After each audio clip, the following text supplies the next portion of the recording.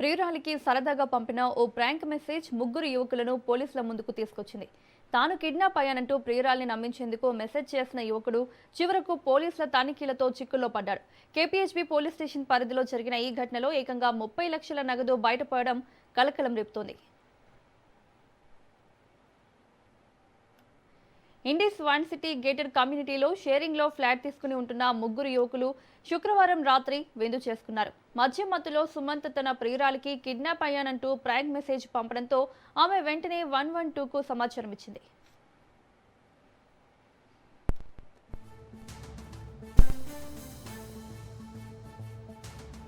అక్కడికి చేరుకున్న పోలీసులు యువకులను విచారించడంతో పాటు ఫ్లాట్లో తనిఖీలు చేపట్టారు.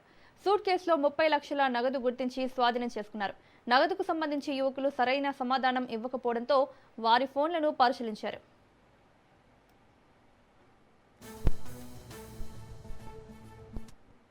ఫోన్లో క్రికెట్ బెట్టింగ్ కు సంబంధించిన వ్యవహారాలు ఉన్నట్లు పోలీసులు గుర్తించారు. ముగ్గురిని అదుపులోకి తీసుకుని కేసు నమోదు చేసిన కేపీహెచ్బీ పోలీసులు 30 లక్షల నగదు బెట్టింగ్ వ్యవహారంపై పూర్తి స్థాయిలో దర్యాప్తు చేస్తున్నారు.